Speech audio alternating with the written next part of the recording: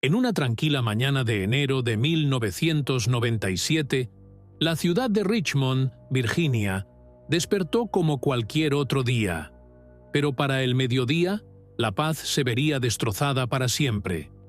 Dos hombres, armados y sin piedad, asaltaron un banco local, en lo que se convertiría en uno de los robos más brutales y despiadados que América había visto jamás. Vidas inocentes fueron destrozadas, y la comunidad quedó haciéndose una inquietante pregunta: ¿por qué? Esta es la historia de un robo que escaló hacia el caos puro, uno que lo cambiaría todo. Y todo comienza con un solo disparo que resuena por las calles, dejando tras de sí devastación, angustia y una ciudad desesperada por respuestas. ¿Qué llevó a estos hombres a tal violencia? ¿Y cómo sus acciones desencadenaron una serie de eventos que nadie podría haber predicho? Esta historia está llena de giros impactantes y vueltas devastadoras, y muchos la consideran uno de los atracos bancarios más despiadados de América, así que asegúrate de verla hasta el final. En la mañana del 30 de enero de 1997, los empleados de un pequeño banco ubicado en el extremo oeste de Richmond, Virginia, comenzaron su día como cualquier otro. Richmond era conocida por su tasa de criminalidad relativamente baja, promediando alrededor de 10 robos bancarios por año antes de este fatídico día. La comunidad se sentía segura, con la mayoría de los residentes realizando sus rutinas diarias sin pensarlo dos veces. Entre esos empleados estaba Christine Edwards, una brillante y dedicada cajera de 23 años que llegó temprano para prepararse para los negocios del día. Su colega, Tracy Freeman, de solo 21 años, ya estaba en su puesto, preparando las cajas de efectivo y saludando a los clientes con una cálida sonrisa. La atmósfera era tranquila, llena de un suave murmullo de conversación y el suave tintineo de monedas mientras eran contadas. Allison Davis, una representante de servicio al cliente, también estaba presente, lista para ayudar a los clientes con sus necesidades bancarias. Mientras tanto, Richard Hartman, el guardia de seguridad del banco, realizaba sus rondas habituales, asegurándose de que todo estuviera seguro. A medida que avanzaba la mañana, Stephen Reed, un cliente habitual, entró justo cuando las cajeras terminaban sus preparativos. Intercambió cortesías con Hartman antes de dirigirse al mostrador de las cajeras. Sin que lo supieran, dos hombres ya se habían deslizado en el banco por la puerta trasera, ocultos por el mundano bullicio de la vida matutina. LaFon Bobbitt y Rashi Jones estaban armados y eran peligrosos. Sus intenciones ocultas bajo una fachada de normalidad. Cuando el reloj se acercaba a media mañana, la atmósfera del banco cambió dramáticamente. Bobbitt y Jones entraron con una calma calculada que ocultaba el caos que estaba por sobrevenir. Habían entrado por la puerta trasera con las armas desenfundadas, sus ojos escaneando en busca de posibles testigos y objetivos. Sus movimientos eran rápidos y deliberados. Habían planeado este momento meticulosamente. El primer disparo sonó como un trueno en un cielo despejado, una señal inmediata de que este no era un robo ordinario. El sonido resonó a través del pequeño banco mientras Bobbitt disparaba al aire para afirmar su dominio sobre todos los presentes. «¡Al suelo! ¡En el suelo!», gritó, su voz cortando la confusión como un cuchillo. El caos estalló casi instantáneamente. Los gritos llenaron el aire mientras clientes y empleados por igual se apresuraban a buscar refugio. Christine y Tracy fueron tomadas por sorpresa cuando sonaron los disparos, sus corazones latiendo con incredulidad ante lo que se desarrollaba frente a ellos. Richard Hartman instintivamente se movió para proteger a los que estaban dentro, pero rápidamente se dio cuenta de que estaba en desventaja. Aproximadamente a 80 yardas de distancia, los oficiales de policía de Richmond, Michael Webb y Dave Martin, Estaban disfrutando de un café en una tienda cercana cuando escucharon disparos provenientes del banco. Sus instintos se activaron mientras corrían hacia la escena, con la adrenalina bombeando por sus venas. Cuando llegaron a la entrada del banco, vieron a Richard Hartman tendido en el suelo afuera, herido, pero aún con vida. Los oficiales evaluaron rápidamente la situación. ¡Hombre caído!, Zrenia gritó el oficial Martin con urgencia por su radio mientras corría a verificar la condición de Hartman. Dentro, el caos reinaba supremo. Los ladrones se movían con precisión, disparando indiscriminadamente mientras exigían dinero a las aterradas cajeras. Christine Edwards cayó víctima de su brutalidad. A pesar de sus súplicas de piedad, fue asesinada a sangre fría. Tracy Freeman observó con horror desde su escondite bajo su escritorio, paralizada por el miedo. Afuera, el oficial Webb se cubrió detrás de su patrulla mientras se preparaba para enfrentarse a los asaltantes armados. Sabía que estaban fuertemente armados y desesperados. Cada segundo contaba.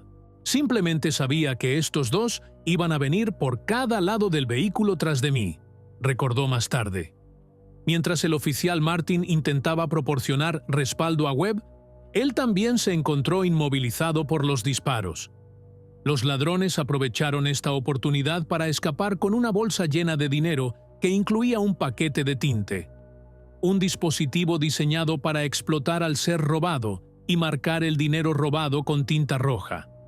Los dos hombres corrieron a través de un cementerio cercano, dejando tras de sí un rastro de confusión y miedo. El oficial Martin rápidamente informó por radio a la central para reportar su ubicación. Dos hombres corriendo con chaquetas negras hacia Dittertown Road. Pero mientras saltaban sobre muros y se desvanecían en la oscuridad, se hizo evidente que capturarlos no sería una tarea fácil. En cuestión de momentos, unidades adicionales del Departamento de Policía del Condado de Henrico llegaron a la escena mientras los paramédicos atendían las heridas de Richard Hartman. Dentro del banco, los oficiales de policía comenzaron a despejar las habitaciones una por una, buscando amenazas restantes mientras intentaban evaluar quién había sido herido. Cuando entraron al área principal donde Christine Edwards yacía inmóvil en el suelo y Tracy Freeman permanecía escondida en estado de shock, se hizo evidente que esto no era solo otro robo. Era un acto de violencia calculada que dejaría cicatrices duraderas en todos los involucrados. El día que comenzó como cualquier otro, se había transformado en uno de terror y tragedia, un crudo recordatorio de que incluso en comunidades seguras como Richmond, la violencia podía estallar sin advertencia ni piedad. Mientras el caos del robo se aplacaba, la sombría realidad de la situación comenzó a revelarse. Los detectives llegaron a la escena, centrando inmediatamente su atención en recolectar evidencia que pudiera llevarlos a los perpetradores. El banco era una escena del crimen y cada detalle importaba. Los investigadores examinaron meticulosamente el área, buscando cualquier cosa que pudiera proporcionar información sobre las acciones de LaFawn Bobbitt y Rashi Jones. Entre las primeras piezas de evidencia recolectadas estaban los casquillos de bala esparcidos por el suelo. Los detectives notaron una cantidad significativa de cartuchos de 9 milímetros, probablemente disparados desde un arma semiautomática TEC-9. Algunos casquillos no habían sido disparados, indicando una lucha caótica donde los ladrones pudieron haber enfrentado fallos en las armas, o simplemente dispararon apresuradamente. Cada casquillo fue cuidadosamente documentado y embolsado para análisis forense. Detrás del mostrador de las cajeras, los investigadores descubrieron una mochila que aparentemente había sido dejada atrás por los ladrones. Dentro encontraron un pedazo de mantel verde, una botella de líquido encendedor de carbón, una caja de fósforos y una nota que decía: «Por favor, espere 5 minutos». El contenido sugería planes premeditados para minimizar testigos y posiblemente incendiar el banco después del robo. Una escalofriante indicación de su intención. Mientras continuaban su búsqueda, los investigadores detectaron varias huellas de botas en el mostrador de las cajeras. Reconociendo su potencial importancia, preservaron cada huella con cinta para posterior comparación contra calzado recolectado de posibles sospechosos. La naturaleza meticulosa de esta recolección de evidencia era crucial. Serviría como base para construir su caso contra Bobbitt y Jones. Dado que el banco estaba asegurado federalmente, la policía llamó al agente especial del FBI, Wayne Waddell, de la oficina de campo de Richmond, para asistir en la investigación. Al llegar, él y el detective Tom Leonard revisaron el metraje de vigilancia capturado por múltiples cámaras posicionadas a través del banco. Sin embargo, rápidamente encontraron un problema. Algo había causado que la película fallara. El metraje saltaba erráticamente de un ángulo de cámara a otro, haciendo difícil armar una línea de tiempo coherente de los eventos. Mientras la recolección de evidencia continuaba por horas, los investigadores recibieron noticias de otro incidente que podría estar conectado con el robo: un allanamiento en una casa cercana en Art Avenue. Esta ubicación no estaba lejos de donde las unidades caninas habían perdido el rastro de Bobbitt y Jones más temprano ese día. Mientras los detectives trabajaban incansablemente en el banco, surgían grandes desafíos en la recopilación de testimonios de testigos. El trauma infligido durante el robo dejó a muchas víctimas en estado de shock, complicando los esfuerzos para compilar testimonios precisos. En el hospital, los detectives de Richmond buscaron a las víctimas heridas que pudieran proporcionar información crucial sobre lo que ocurrió dentro del banco. Desafortunadamente, fueron recibidos con decepción. Tanto Christine Edwards como Tracy Freeman todavía estaban sometidas a cirugía y no podían ser entrevistadas. Alison Davis, quien se había refugiado bajo su escritorio durante la terrible experiencia, estaba tan angustiada que requirió sedación fuerte solo para lidiar con su miedo y ansiedad. Mientras tanto, Stephen Reed, otro cliente que había sido rozado por una bala, llegó a la sala de emergencias por su cuenta. Resultó ser un testigo poco fiable debido a su batalla con la enfermedad de Alzheimer, dejándolo incapaz de recordar detalles pertinentes sobre lo que había presenciado. Al final del día, los investigadores enfrentaban una batalla cuesta arriba. Tenían poco más que evidencia fragmentada y ningún testimonio de testigos oculares para guiarlos en la identificación de Bobbitt y Jones. El impacto emocional en los sobrevivientes era palpable mientras muchos luchaban con sentimientos de impotencia y terror tras semejante violencia. Mientras los detectives se reagrupaban al final de ese angustioso primer día, se hizo claro que este sería un caso difícil que requeriría dedicación e ingenio implacables.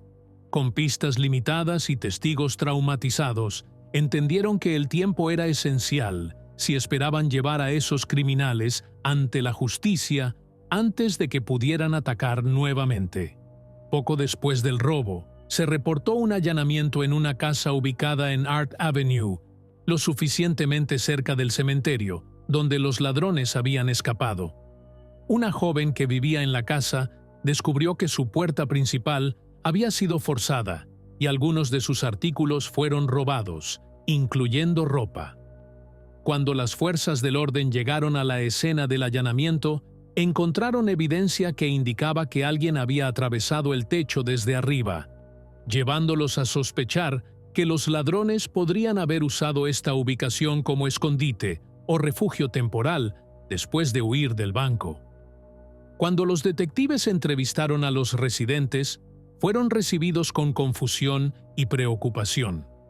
Los residentes no tenían idea de por qué su casa había sido elegida como objetivo.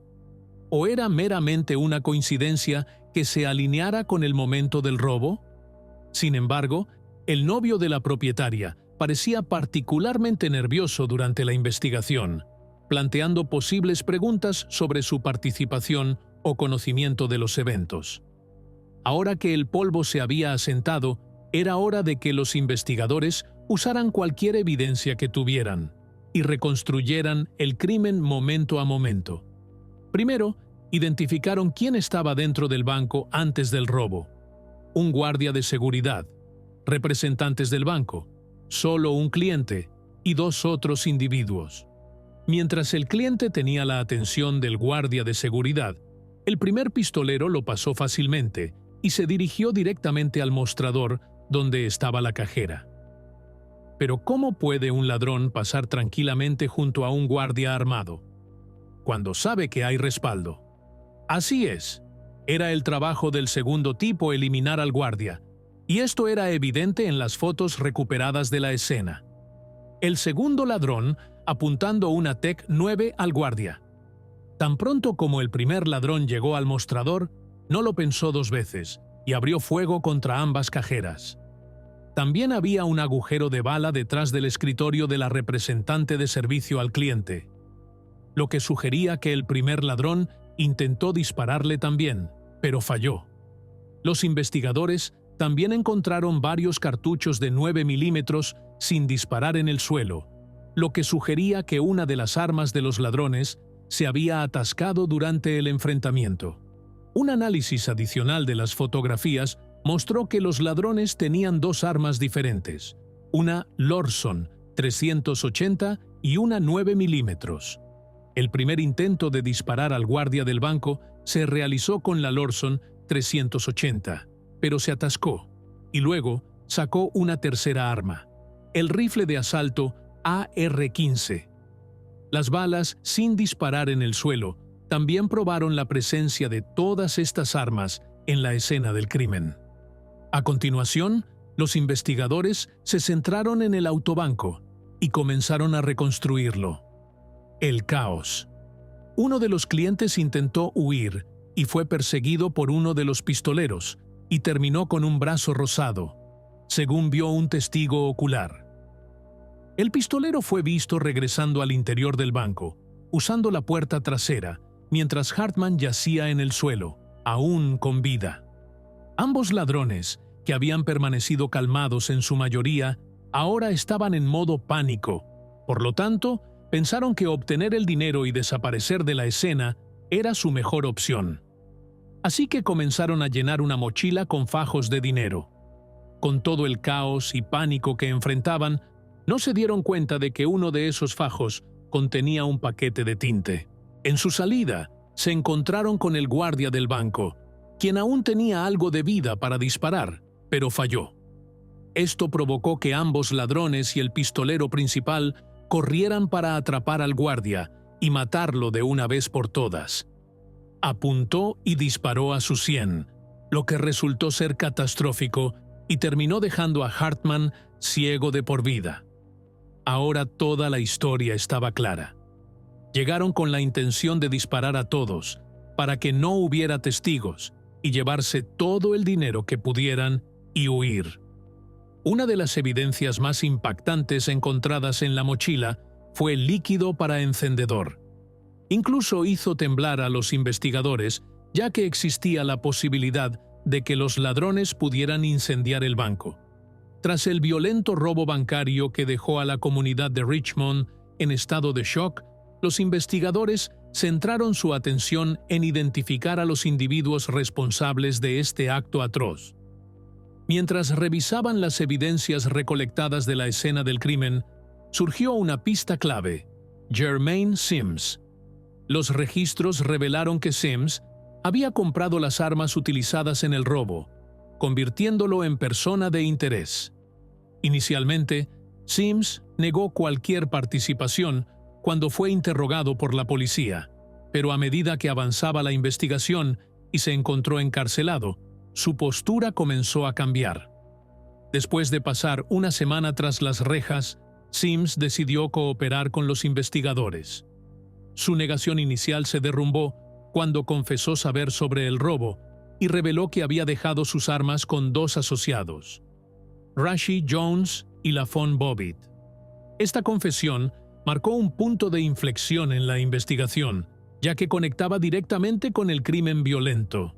Con la cooperación de Sims, los detectives comenzaron a desentrañar las identidades de sus cómplices. Rashie Jones y la von Bobbitt fueron rápidamente identificados como los actores principales del robo. Ambos hombres tenían antecedentes penales, que levantaron señales de alarma para los investigadores. Bobbitt tenía un historial de delitos violentos, mientras que Jones era conocido por múltiples condenas, incluyendo hurto mayor. Sus pasados pintaban un retrato de individuos que no solo estaban dispuestos, sino quizás ansiosos por recurrir a la violencia.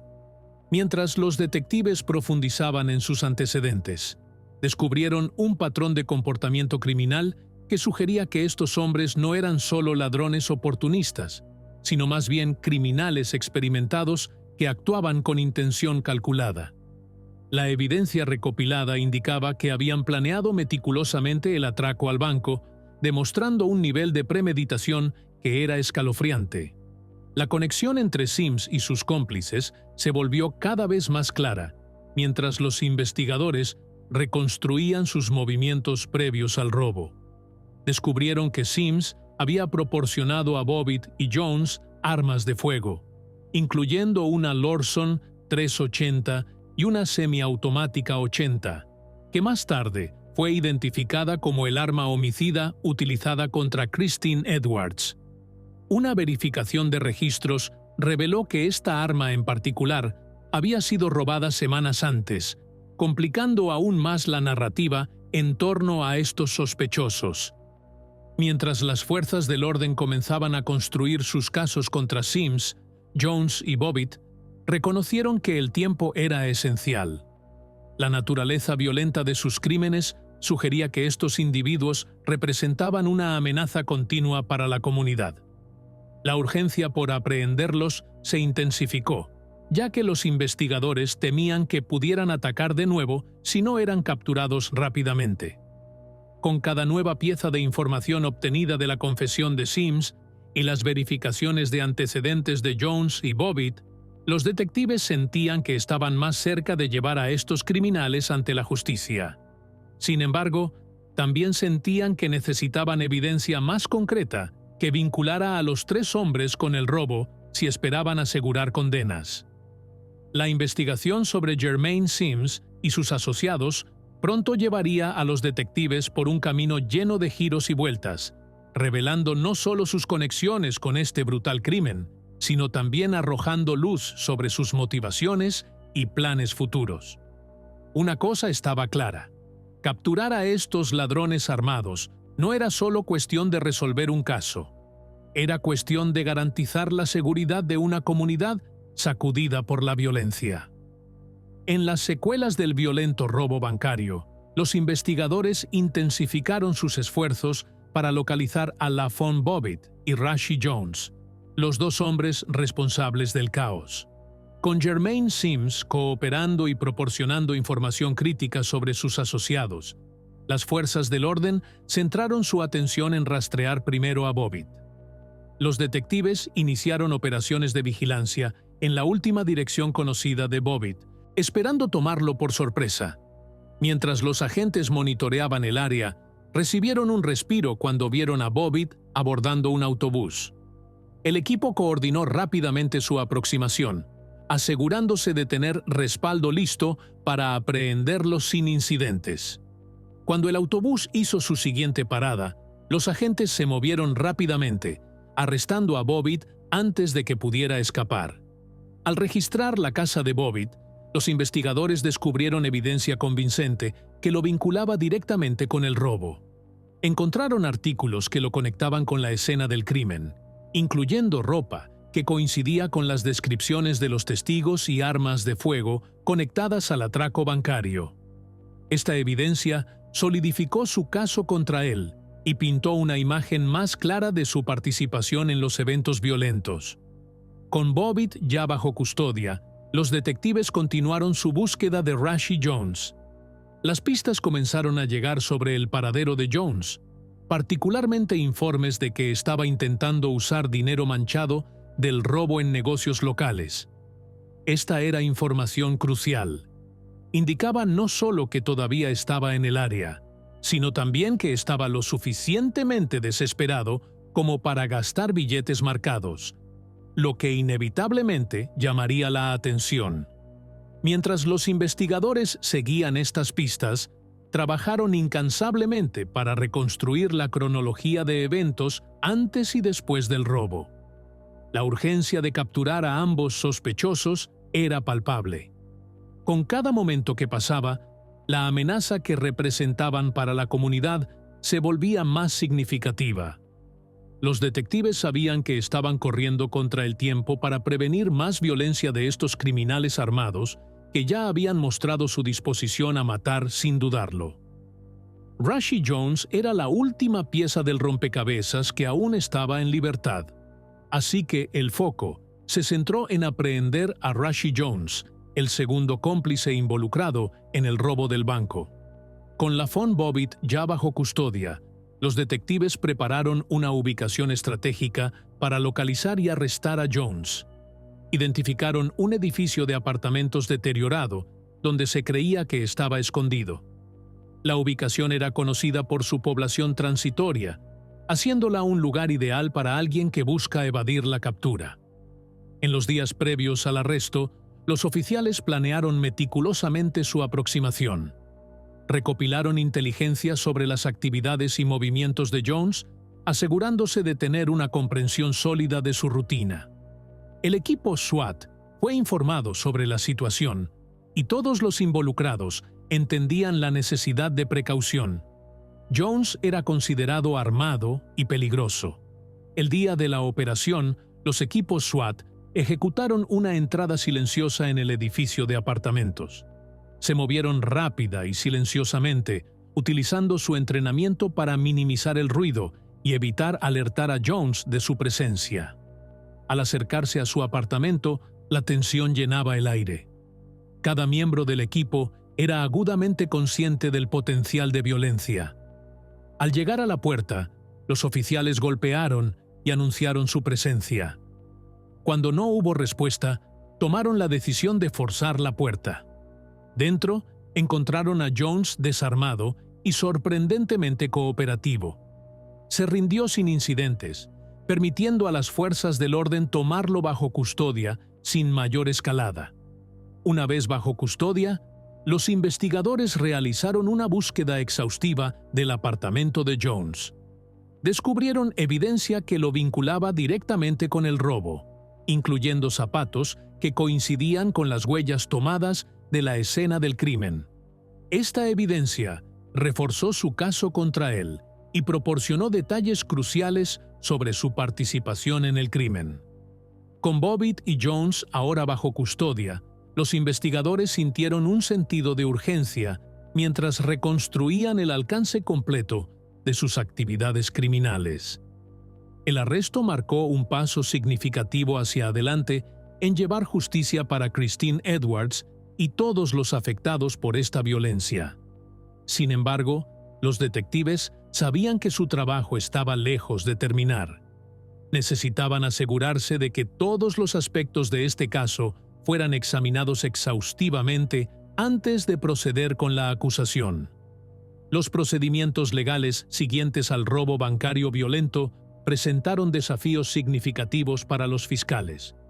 La ausencia de testimonios de testigos oculares de las víctimas traumatizadas creó un obstáculo formidable.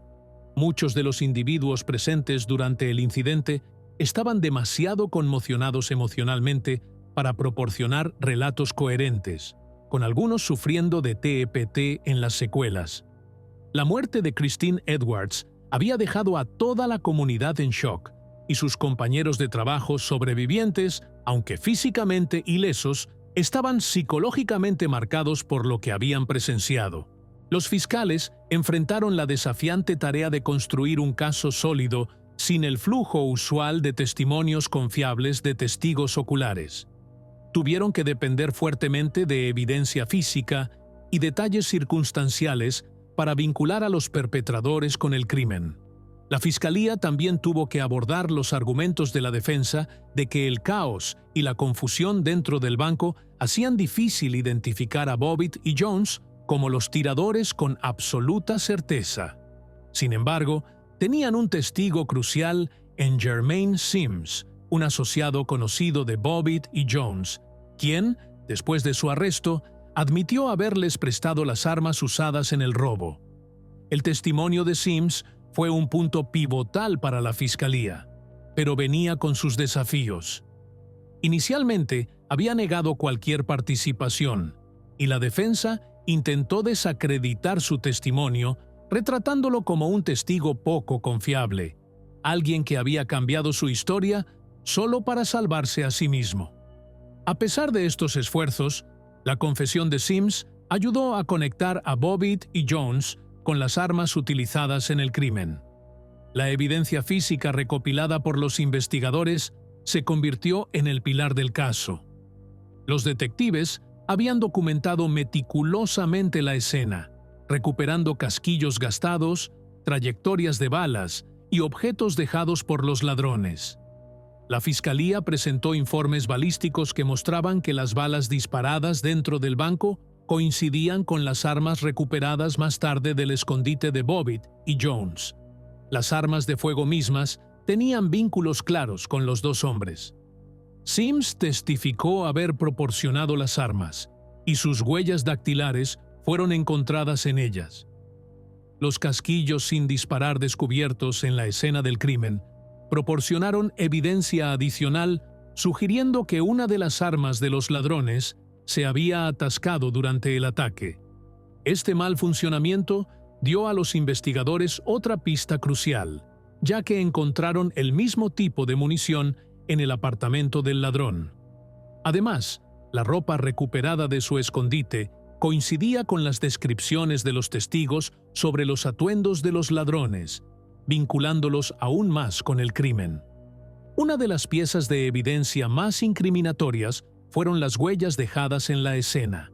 Los investigadores habían tomado impresiones detalladas de las huellas de botas encontradas en el mostrador del cajero del banco. Estas fueron posteriormente coincididas con botas encontradas en el apartamento de Rashid Jones, dejando poco espacio para dudar que él era uno de los hombres que había irrumpido en el banco ese día. Aún así, la fiscalía enfrentó una batalla cuesta arriba en humanizar a las víctimas y enfatizar la brutalidad del crimen sin sus testimonios personales. Sin relatos directos de los sobrevivientes, dependieron de testigos expertos, psicólogos y especialistas en trauma para explicar el profundo impacto emocional que el robo tuvo en las víctimas. Testificaron sobre los efectos a largo plazo de presenciar tal evento traumático, pintando un cuadro del daño psicológico que persistía mucho después de que las heridas físicas habían sanado. Los fiscales también presentaron testimonio de los primeros respondientes y oficiales de policía que habían llegado a la escena. Los oficiales de policía de Richmond, Michael Webb y Dave Martin, proporcionaron detalles desgarradores sobre sus experiencias. Describieron el caos que habían encontrado, incluyendo sus esfuerzos por proteger a los sobrevivientes y enfrentar a los ladrones fuertemente armados. Sus relatos añadieron una capa de urgencia y peligro a la narrativa de la fiscalía, enfatizando cuán cerca había estado la situación.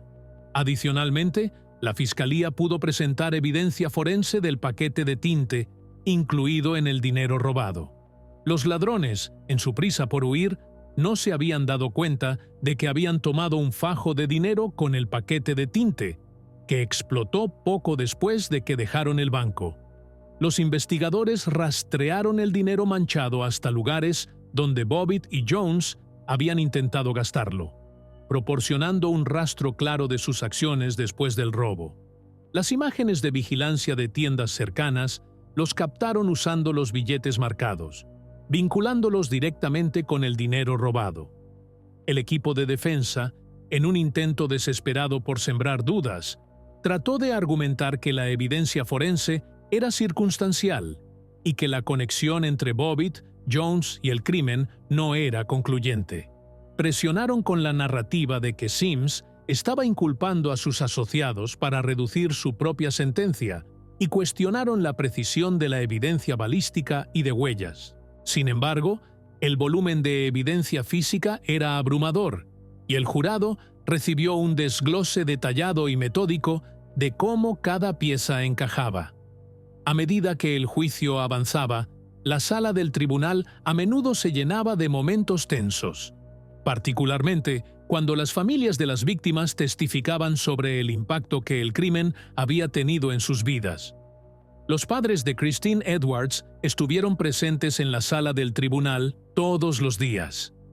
Tracy Freeman, aunque incapaz de hablar en la corte debido al trauma emocional continuo, tuvo su declaración leída en voz alta por el fiscal, describiendo su miedo e impotencia durante el robo.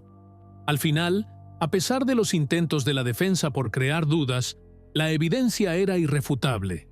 Las armas, el dinero robado, las huellas de las botas y el testimonio de Sims, todo apuntaba a la culpabilidad innegable de LaFon Bobbitt y Rashie Jones.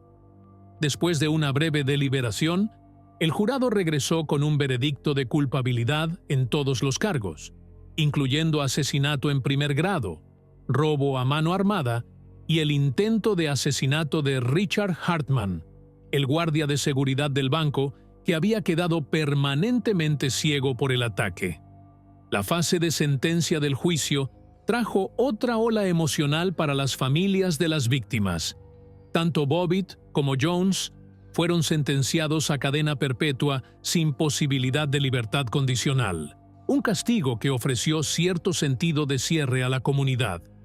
Aunque se hizo justicia, las cicatrices de ese día permanecieron.